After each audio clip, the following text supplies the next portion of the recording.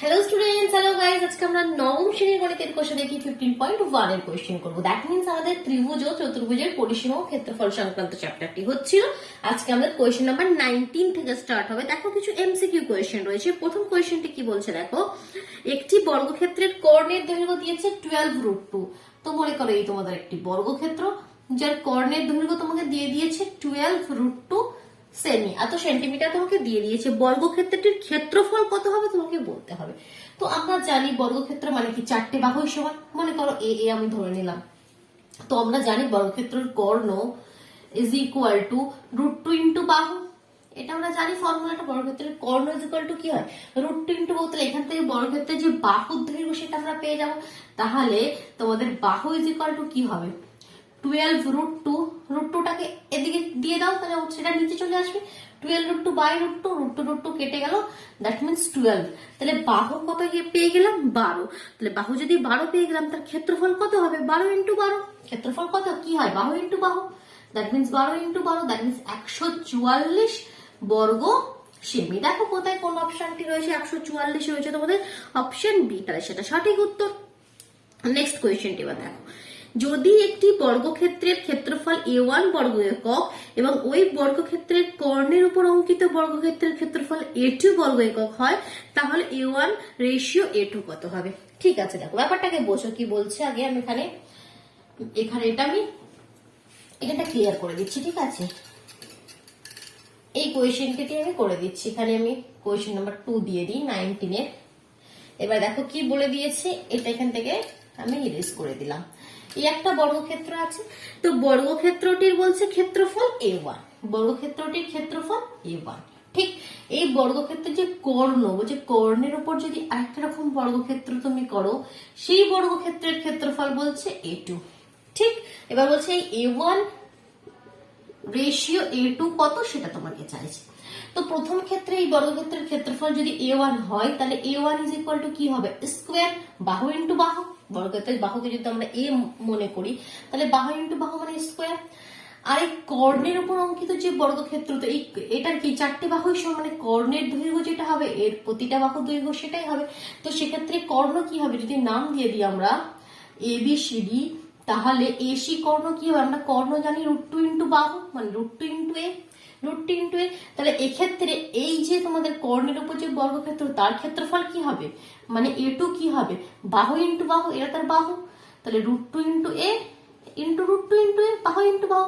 তাহলে √2 into 2 R a square. তাহলে এদের অনুপাত এবার বের করো। তাহলে a1 বাই a2 কত হবে, square by 2a square, square square কেটে গেল, দ্যাট মিন্স 1:2। That means 1:2। দেখো অপশন রয়েছে নিশ্চয়ই, ফার্স্ট অপশনটি রয়েছে 1:2। তাহলে এটা হচ্ছে আমাদের সঠিক উত্তর।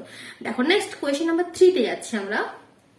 6 মিটার লম্বা এবং 4 মিটার চওড়া একটি আয়তাকার জায়গা 2 ডেসিমি বর্গ টালি দিয়ে বাঁধাতে হলে কত টালি লাগবে, কত টালি লাগবে, কত ইট লাগবে, এই রকমের কোয়েশ্চেনের প্রসেস আমি বলে এসেছি তোমাদেরকে কিভাবে করতে হয়। তো দেখো, তো প্রথমে এটা একটু ইরেজ করে দিয়ে সুন্দরভাবে আমাদের কোয়েশ্চেন নাম্বার 3, একটা আয়তক্ষেত্র, তার কি বলে দিয়েছে, 6 মিটার লম্বা 4 মিটার চওড়া। এটা হচ্ছে 6 মিটার লম্বা আর 4 মিটার চওড়া। ঠিক আছে, এতে বলছে তুমি 2 ডেসিমি বর্গ টালি দিয়ে বাঁধাবে। এর মধ্যে টালি লাগাবে, যে ছোট ছোট টালিগুলো সেটা বর্গাকার। সেই টালির বলছে বাহুর দৈর্ঘ্য বলেছে 2 ডেসিমি।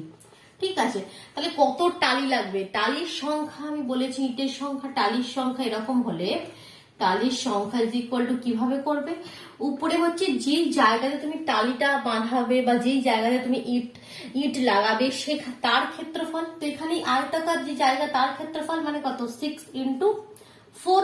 আর নিচে হচ্ছে টালির ক্ষেত্রফল। তাহলে টালি যদি বাহু 2 হয়, তাহলে টালির ক্ষেত্রফল কত, 2 ইন্টু 2, বাহু ইন্টু বাহু, যেহেতু একটা বড় ক্ষেত্র না, বাহু ইন্টু বাহু। বাট এখানে একটু ভুল হয়েছে, কি ভুল বলতো, এখানে এগুলো মিটারে দেওয়া আছে, এটা ডেসিমিটারে দেওয়া আছে। তো কখনোই দুটো মিটার দুটো ডেসিমিটার আমরা এইভাবে ক্যালকুলেশন করলে আমাদের অ্যান্সারটি ঠিক আসবে না। তো আমাদের সেম ইউনিটে চেঞ্জ করতে হবে। তো মিটার থেকে ডেসিমিটারে চলে যায়, মিটার থেকে ডেসিমিটারে গেলে একটা 0, তাহলে 6টা হয়ে গেল 60 আর 4টা হয়ে গেল 40। তাহলে দেখো এটাও ডেসিমিটারে চলে এলো, এটাও ডেসিমিটারে চলে এলো। তাহলে 2 দিয়ে কেটে দাও 20, 2 দিয়ে কেটে দাও 10, তাহলে 600। টালির সংখ্যা কত হয়ে যাবে 600টি। দেখো অপশন রয়েছে সি এর অপশনটি, ঠিক আছে। চলো এবার আমরা 4 কোয়েশ্চেনটা করি। বলছে সমান পরিসীমা বিশিষ্ট একটি বর্গক্ষেত্রের এবং একটি আয়তক্ষেত্রের ক্ষেত্রফল যথাক্রমে এস এবং আর হলে এস আর আর এর মধ্যে 3টি সম্পর্ক আছে, কোনটি সঠিক তোমাকে বলতে হবে। ঠিক আছে, কোয়েশ্চেনটা আমি রেজ করে দিচ্ছি। 19 দাগের 4 কোয়েশ্চেনটা আমি করছি। বুঝতে পারছো কোয়েশ্চেন গুলো সুন্দরভাবে ক্লিয়ার হচ্ছে তো? কমেন্ট বক্সে অবশ্যই জানিও। সমান পরিসীমা বিশিষ্ট একটি বর্গক্ষেত্র একটি আয়তক্ষেত্র, এই যে মনে করো একটা বর্গক্ষেত্র রয়েছে আর এই মনে করো একটা আয়তক্ষেত্র রয়েছে, এর বাহুর দৈর্ঘ্যকে আমি এ মনে করে নিলাম, বর্গক্ষেত্রের দৈর্ঘ্য এক্স আর প্রস্থ আমি ওয়াই মনে করে নিলাম। তাহলে এর পরিসীমা কত হবে 4a ইজ ইকুয়াল টু, এর পরিসীমা কত হবে আমরা জানি 2 ইন্টু এক্স প্লাস ওয়াই, পরিসীমার ফর্মুলা। তো এই দুটি সমান তোমাকে বলেছে, তাহলে বলছে এদের ক্ষেত্রফল, এর ক্ষেত্রফলকে যদি আমরা এস মনে করি, এর ক্ষেত্রফলকে যদি আমরা আর মনে করি, তাদের মধ্যে রিলেশনটা তোমাকে বের করতে হবে, ঠিক আছে। তো দেখো 4a is equal to 2 into x plus y, এটা আমাদের কাছে রয়েছে। তো এখান থেকে যদি 2 কে আমরা ক্যান্সেল করে দিই, তাহলে এখান থেকে আমরা পেলাম 2a is equal to x plus y, ঠিক আছে। তো আমরা এই যে s কি বলছে বর্গক্ষেত্রের ক্ষেত্রফল মানে কি স্কোয়ার, তাই তো। বাহুকে আমরা s ধরে নিয়ে গেলে বাহু ইন্টু বাহু, আর এক্ষেত্রে আরটা কি, আরটা হচ্ছে তোমার x ইন্টু ওয়াই, আয়তক্ষেত্রের ক্ষেত্রফল x ইন্টু ওয়াই।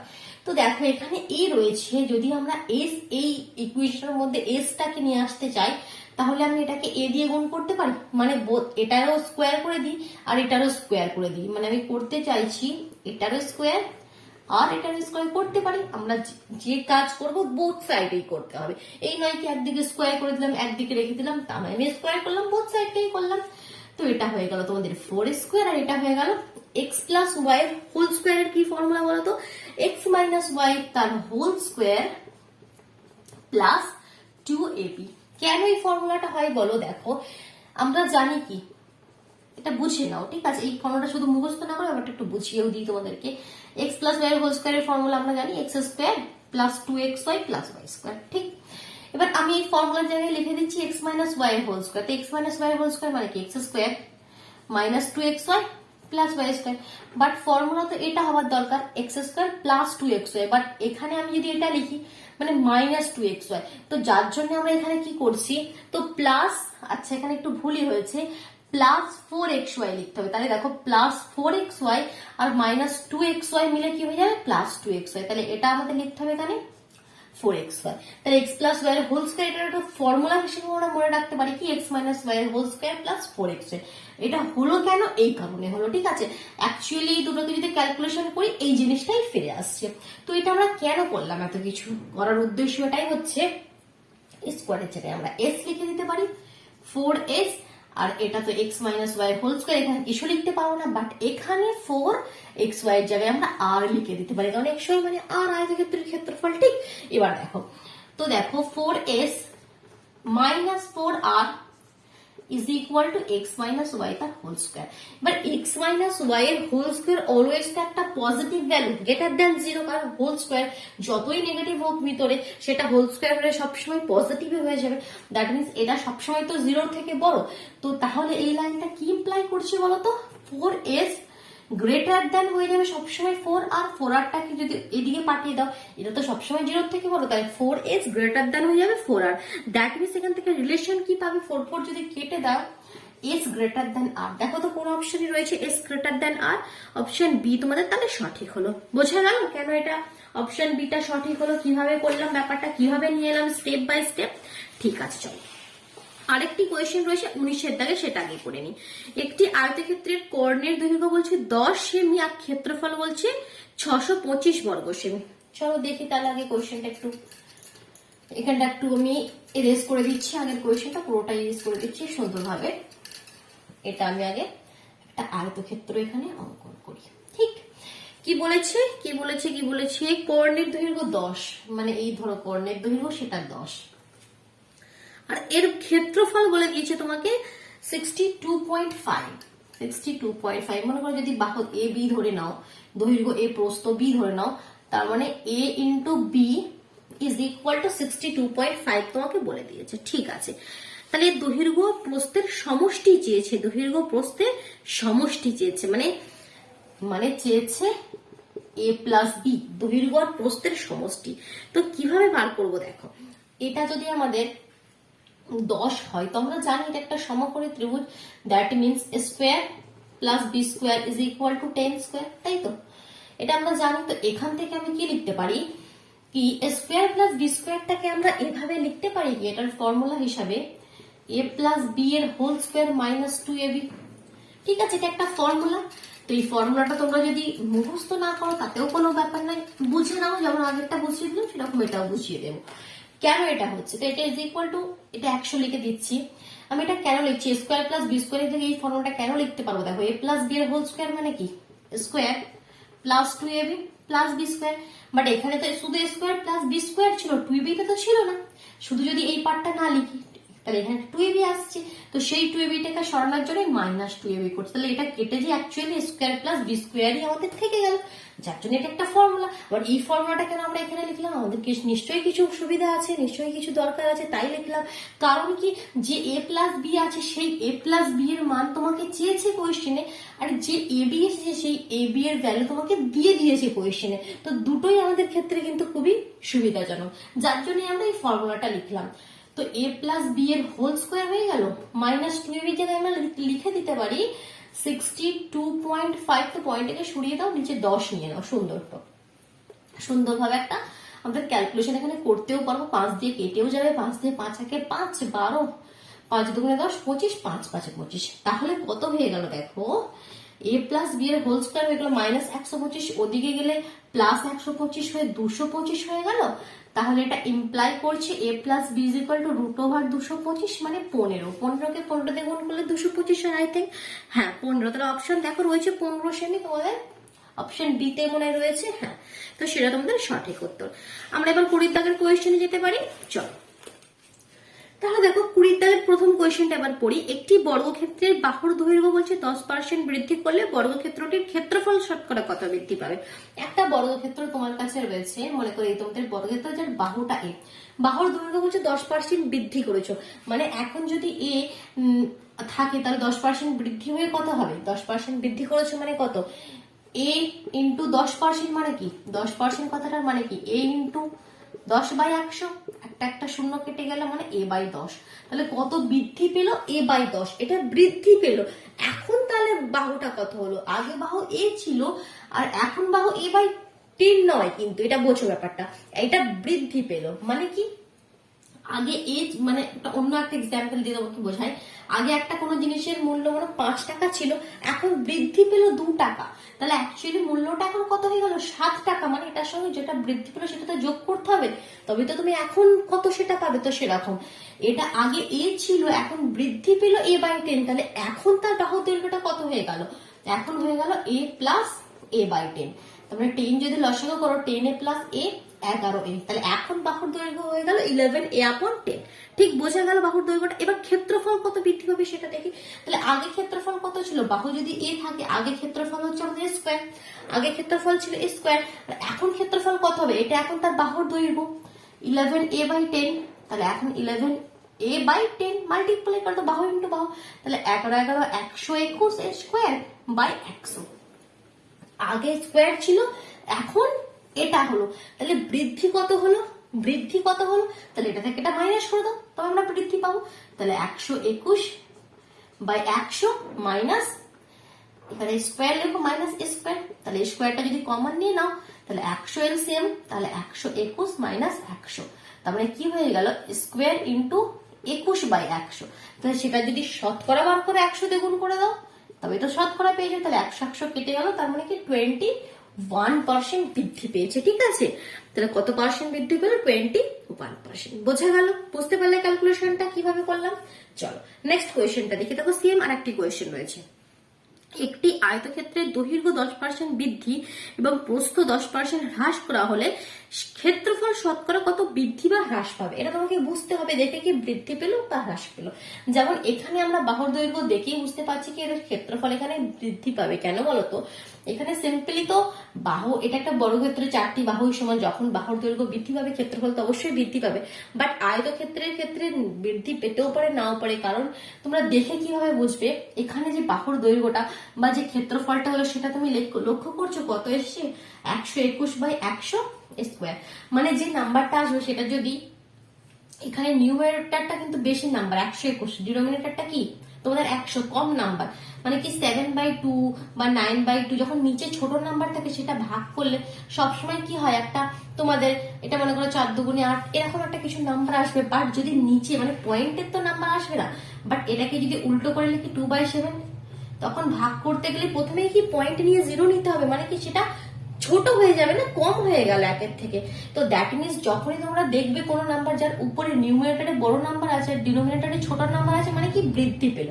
বাট এটা যদি উল্টো থাকতো 100/121, তখন তোমাকে দেখেই বুঝতে হবে কি এটা তোমাদের হ্রাস পেল। তো সেটা আমরা কোয়েশ্চেনে দেখে বুঝতে পারবো। চলো, তো আমি এটা এখান থেকে সরিয়ে দিচ্ছি। এখন আমরা সেকেন্ড কোয়েশ্চেনটি করবো, ঠিক আছে? ঠিক প্রথম কোয়েশ্চেনটির মতনই সেকেন্ড কোয়েশ্চেনটা দেখো, ভালো করে বুঝে না। একটা আয়তক্ষেত্রই তোমাদের রয়েছে মনে করো, যার দৈর্ঘ্য এ, প্রস্থ বি আমি মনে করে নিলাম।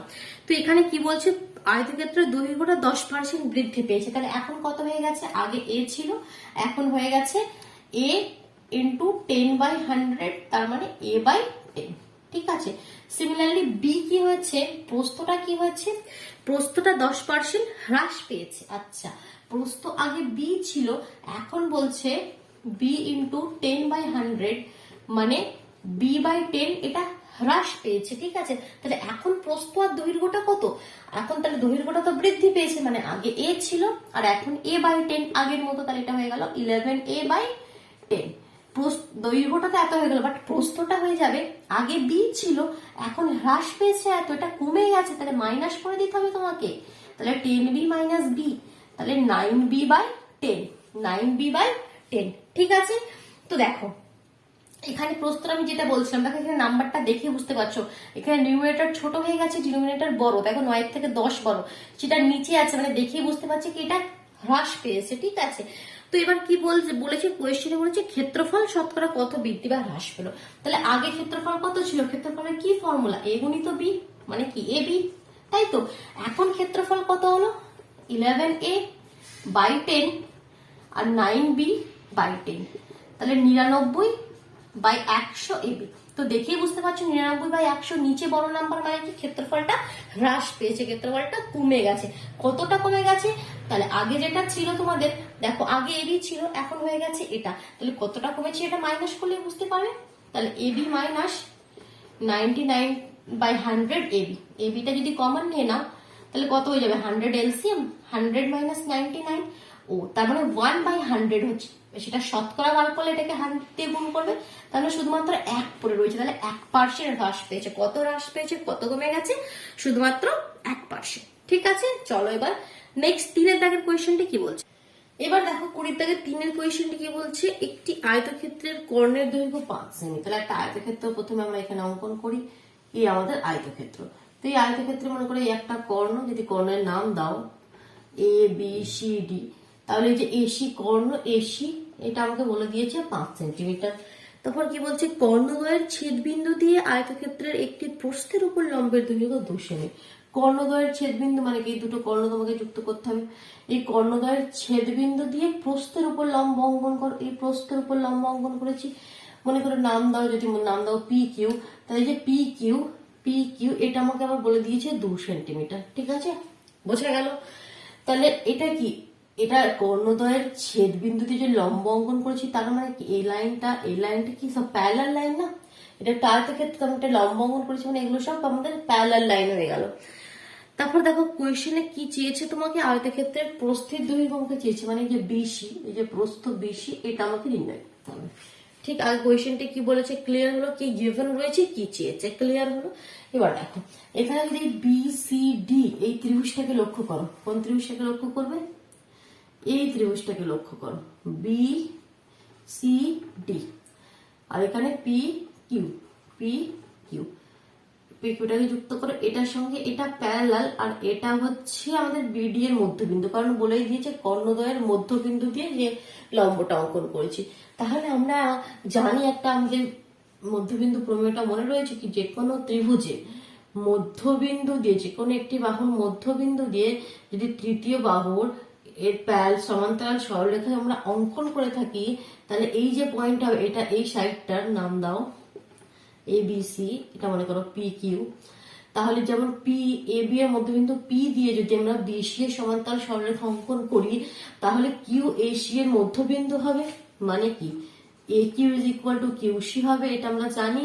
আর কি হবে, যে পি কিউটা সেটা বিসি এর অর্ধেক হবে, P Q is equal to half BC হবে। এই যে বিসি এর তার অর্ধেক হবে, এটা যদি তোমাদের 10 সেন্টিমিটার হয়, এটা 5 সেন্টিমিটার হবে, তার অর্ধেক হবে। তো সেটা আমরা এখানে অ্যাপ্লাই করছি। দেখো এটা তোমাদের মধ্যবিন্দু প্রমেয়টা, এটা মধ্যবিন্দু দিয়ে দিয়েছে আর এটা প্যারালাল দিয়ে দিয়েছে, তাহলে আমরা বলতে পারি B Q is equal to Q C, B Q is equal to Q C, এটা একটা বলতে পারি। আর যে P Q is equal to half DC, দেখো এই দুটো আমরা বলতে পারি।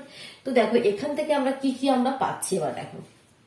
তাহলে আমরা তো জানি পি কিউ আমাকে বলে দিয়েছে 2 সেন্টিমিটার, তাহলে ডিসি কি হয়ে যাবে, ডিসি তার ডবল হয়ে যাবে, ঠিক আছে। যেমন পি কিউ ডিসির অর্ধেক, তার মানে কথাটার মানে এটাকে যদি 2টাকে এদিকে নিয়ে যাও, তার মানে 2 P Q is equal to DC, DC কি হয়ে যাবে, পি কিউ ডাবল হয়ে যাবে। তাহলে পি কিউ যদি 2 হয়, তাহলে ডিসি কি হয়ে যাবে, মানে তার দৈর্ঘ্য কত হয়ে যাবে, 4 সেন্টিমিটার, দৈর্ঘ্য কত হয়ে যাবে, 4 সেন্টিমিটার। তাহলে এবার এই ত্রিভুজটার এই সাইডটা আমাদের 4 সেন্টিমিটার, আর যে বিডি এটা বলে দিয়েছে 5 সেন্টিমিটার, তাহলে বিসি আমরা বের করতে পারবো এবার। কারণ কি আমরা এখানে এটা একটা সমকোণী ত্রিভুজ, পাইথাগোরাসের ফর্মুলা ইউজ করে আমরা বিসি বের করতে পারবো। কারণ আমরা জানি কর্ণ স্কয়ার মানে কি BD square is equal to DC square plus BC square, যে কোনো সমকোণী ত্রিভুজের ক্ষেত্রে। তাহলে এখানে দেখো বিডি তোমাকে দিয়ে দিয়েছে কত, 5 স্কয়ার, ডিসি আমরা বের করে ফেললাম 4 স্কয়ার, আর বিসি আমাদের চাই, মানে প্রস্থটা চাই। তাহলে বিসি স্কয়ার কত হয়ে যাবে, দেখো 5 স্কয়ার মানে কি 25 মাইনাস 4 স্কয়ার মানে 16, এটা আমি এদিকে পাঠিয়ে দিচ্ছি, কারণ এটা মতো বিসি আমার চাই, 4টাকে এদিকে পাঠিয়ে দিচ্ছি, যার জন্য -16 হয়ে গেল, দ্যাট মিনস 9। তাহলে বিসি কত হয়ে যাবে, √9, তার মানে কি প্লাস মাইনাস 3, মাইনাস তোমরা নিতে পারবো না, দ্যাট মিনস আমাদের অ্যান্সার হয়ে যাবে শুধুমাত্র 3। তাহলে প্রস্থটা হয়ে গেল 3 সেন্টিমিটার। বোঝা গেল, ক্লিয়ার হলো, সুন্দরভাবে ক্লিয়ার হলো। চলো নেক্সট আরো দুটি কোয়েশ্চেন রয়েছে, কমপ্লিট করি। একটি বর্গক্ষেত্রের কর্ণদ্বয়ের ছেদবিন্দু থেকে তার যে কোনো বাহুর উপর অঙ্কিত লম্বের দৈর্ঘ্য আমাকে বলেছে 2√2। তাহলে বর্গক্ষেত্রটির প্রতিটি কর্ণের দৈর্ঘ্য কত, খুবই সোজা। দেখো এখানে বর্গক্ষেত্র, একটা আয়তক্ষেত্র ছিল, 4 দাগের কোয়েশ্চেনে বলছে কি বর্গক্ষেত্র। তো কি বলছে এই ব্যাপারটা এখানে আমরা করে, একটা বর্গক্ষেত্র মনে করো, এই আমাদের বর্গক্ষেত্র। বর্গক্ষেত্র মানে কি, যে প্রতিটি বাহু আমাদের সমান, স্কেল দিয়ে সুন্দরভাবে তোমরা করবে একটা বর্গক্ষেত্র অঙ্কন করলে। বুঝো কর্ণদ্বয়ের ছেদবিন্দু দিয়ে যে কোনো বাহুর উপর অঙ্কিত লম্ব, এই মনে করো কর্ণদ্বয়ের ছেদবিন্দু আমরা বের করি আগে, যে কোনো বাহুর উপর আমাদের অঙ্কিত লম্ব। তাই মনে করো এটাই আমরা করছি, এটা যদি এ বি সি ডি হয়, সি ডি, এটা মনে করো পি কিউ। তো যে কোনো বাহুর উপর অঙ্কিত লম্বের দৈর্ঘ্যটা বলে দিয়েছে 2√2, মানে পি কিউটা বলে দিয়েছে 2√2। ঠিক আছে, এবার আমাকে চেয়েছে কি এই যে তোমাদের বর্গক্ষেত্র রয়েছে তার কর্ণের দৈর্ঘ্যটা আমাকে চেয়েছে। তো দেখো বাহুটা কিভাবে আমরা পাবো, কারণ আমরা জানি বর্গক্ষেত্রের ক্ষেত্রে কর্ণের দৈর্ঘ্য আমরা একটা ফর্মুলা জানি কি, কর্ণের দৈর্ঘ্য বিডি ইজ ইকুয়াল টু কি হয়, কর্ণের দৈর্ঘ্য এখানে বিডি বা এসি যে কোনো কর্ণ তুমি ধরে নাও, BD is equal to AC is equal to কি হয়, কর্ণের দৈর্ঘ্য ইজ ইকুয়াল টু আমরা জানি √2 ইন্টু বাহু, √2 ইন্টু বাহু। তাহলে এবার দেখো বাহু বের করতে গেলে প্রথমে কর্ণের দৈর্ঘ্য বের করতে গেলে আমাকে বাহুটা জানতে হবে, তাহলে আমরা কর্ণের দৈর্ঘ্যটা পেয়ে যাবো, কারণ কর্ণের দৈর্ঘ্যের ফর্মুলা কি √2 ইন্টু বাহু। তো দেখো এখানে যেটা আমরা আগে মধ্যবিন্দু প্রমেয়টা ইউজ করলাম, সেটা এখানেও আমরা ইউজ করবো। কি হবে দেখো, এই সিমিলারলি এখানেও এটা লক্ষ্য করো, এই ত্রিভুজটাকে লক্ষ্য করো, বি সি ডি, আর এটা পি কিউ, এটা পি কিউ। তাহলে এটার মধ্যবিন্দু বলে দিয়েছে, আর এটার সঙ্গে এটা প্যারালাল বলে দিয়েছে, তার মানে কি কিউ বিসি এর মধ্যবিন্দু হবে, আর ডিসিটা কি হবে, পি কিউ এর ডবল হবে, তাই তো, যেটা আমরা বললাম P Q is equal to half DC. P কিউটা ডিসি এর অর্ধেক হবে বা ডিসিটা পি কিউ এর ডবল হবে, একই কথা। 2টাকে এদিকে করে দিলে আমরা বলতে পারি কি ডিসিটা পিকিউ ডবল হবে, তাহলে পিকিউ তোমাকে দিয়েছে 2√2, তাহলে ডিসি মানে বর্গক্ষেত্রের বাহু এখান থেকে আমরা পেয়ে যাচ্ছি। ডবল মানে কি, মানে ডিসি কত হয়ে যাবে, তাহলে 4√2 এত সেন্টিমিটার। আর যেই বাহু পেয়ে গেলাম সেই আমরা কর্ণও পেয়ে যাবো, কারণ কর্ণের ফর্মুলা কি √2 ইন্টু বাহু। বাহু মানে কত 4√2, √2 গুণ হয়ে 2 হলো আর 4 মানে কত 8 সেন্টিমিটার। মানে অ্যান্সার কত হয়ে গেল 8 সেন্টিমিটার। বোঝা গেল 8 সেন্টিমিটার। এবার নেক্সট কোয়েশ্চেনটা কি বলছে, লাস্ট কোয়েশ্চেনটি বলছে একটি আয়তক্ষেত্রের পরিসীমা বলছে 34 সেন্টিমিটার আর ক্ষেত্রফল বলেছে 60 বর্গ সেমি। আয়তক্ষেত্রটির প্রতিটি কর্ণের দৈর্ঘ্য কত? ঠিক আছে, এই কোয়েশ্চেনটাও খুব মানে ইম্পর্টেন্ট বলতে পারো, বোঝার ব্যাপার আছে। দেখো কি বলে দিয়েছে আমাদের, এটা আমি ক্লিয়ার করে দিলাম, অসুবিধা হলে পজ করে নিও। ওকে, লাস্ট কোয়েশ্চেনটি করছি করির আগে। একটা আয়তক্ষেত্র আমরা অঙ্কন করি। এই মনে করো আমাদের একটা আয়তক্ষেত্র, যার মনে করো দৈর্ঘ্য এক্স আর প্রস্থ ওয়াই। ঠিক, তো তার কি বলে দিয়েছে পরিসীমা 34। তো পরিসীমা আমরা জানি 2 into X plus Y is equal to 34, এটা তোমাকে বলে দিয়েছে। তার কি বলে দিয়েছে, তার ক্ষেত্রফল that means X Y is equal to 60 তোমাকে বলে দিয়েছে। চেয়েছে কি প্রতিটি কর্ণের দৈর্ঘ্য আমাদেরকে চেয়েছে। তো ঠিক আছে, তো দেখো প্রতিটি কর্ণের দৈর্ঘ্য আমরা কিভাবে বের করি। যদি ত্রিভুজটাকে এই আয়তক্ষেত্রটাকে নাম দিই এ বি সি ডি, তো এখানে কর্ণ এসি ইজ ইকুয়াল টু কি হবে, আমরা জানি কর্ণ এসি ইজ ইকুয়াল টু কি হবে, কারণ আমরা ফর্মুলাটা জানি AC square is equal to সমকোণী ত্রিভুজের ক্ষেত্রে Pythagoras formula AC square is equal to AB square plus BC square. তাহলে এখান থেকে এসি কি হয়ে যাবে, আমাদের কর্ণ চেয়েছি মানে √over AB square plus BC square. এবার এবি বিসি কে আমরা এক্স সময় ধরে নিয়েছি, তো আমরা লিখতে পারি √over x square plus Y square, √over x square plus Y square. এবার দেখো আমাদেরকে ভ্যালু কি কি দিয়েছে, এক্স প্লাস ওয়াই, 2টাকে যদি এদিকে পাঠিয়ে দাও এখান থেকে আমি এক্স প্লাস ওয়াই এর ভ্যালুটা বের করতে পারবো 17, এক্স প্লাস ওয়াই 17 দিয়ে দিয়েছে, এক্স ওয়াই দিয়ে দিয়েছে, X square plus Y square দেয়নি। তো কি করে এটাকে আমরা, তো আমাদের কোনো না কোনো ভাবে এটাকে এইরকম কোন একটা ফর্মুলায় আমাদেরকে ফেলতে হবে। তো সেটা কিভাবে ফেলতে পারি, দেখো এটাকে আমি যদি লিখি এক্স প্লাস ওয়াই তার হোল স্কোয়ার, তাহলে মাইনাস কত করতে হবে, কারণ X plus Y whole square মানে কি X square plus 2xy plus Y স্কোয়ারই আমাদের ফর্মুলা।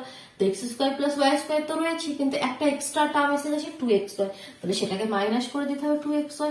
তাহলে অ্যাকচুয়ালি পুরোটা ক্যালকুলেশন করলে মাইনাস 2xy আর প্লাস 2xy কেটে যাবে, X square plus Y square থেকে যাবে। দ্যাট মিনস আমাদের এই দুটো লাইন সমান হবে।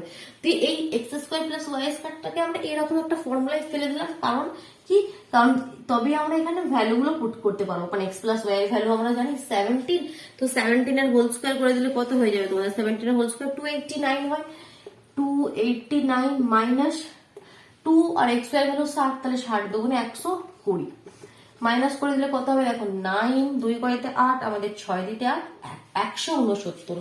তাহলে এটা হয়ে গেল আমাদের √ওভার 169। তো 169 রুটের বাইরে এলে কত হয়ে যায় 13, কারণ 13 13 169 হয়, তাহলে 13 সেন্টিমিটার। তাহলে কর্ণের দৈর্ঘ্য হয়ে গেল আমাদের 13 সেন্টিমিটার। বোঝা গেল, কোনো অসুবিধা নেই। তো আমাদের 15.1 কোশ্চেন দেখি 15.1 সম্পূর্ণ কমপ্লিট হয়ে গেল। কেমন, তো এবার আমরা নেক্সট ভিডিও থেকে কোশ্চেন দেখি 15.2 স্টার্ট করবো। তো সমস্ত কিছু বোঝা গেল। ভিডিওটা ভালো লাগলো তো অবশ্যই ভিডিওকে লাইক করে দাও, নিজের বন্ধুদের মধ্যে শেয়ার করে দাও। যদি চ্যানেলে নতুন হয়ে থাকো চ্যানেলটিকে সাবস্ক্রাইব করে বেল আইকনটি প্রেস করে নিও, কেমন, তবে তোমরা কিন্তু ঠিক সময় মতো নোটিফিকেশন গুলো পাবে। আর যে কোনো চ্যাপ্টার রিলেটেড কোয়েশ্চেন দেখতে গেলে অবশ্যই চ্যানেলে ভিজিট করে প্লেলিস্ট চেক করে নাও, তাহলে তোমরা সুন্দরভাবে সমস্ত কিছুটা পেয়ে যাবে। কেমন, চলো টাটা।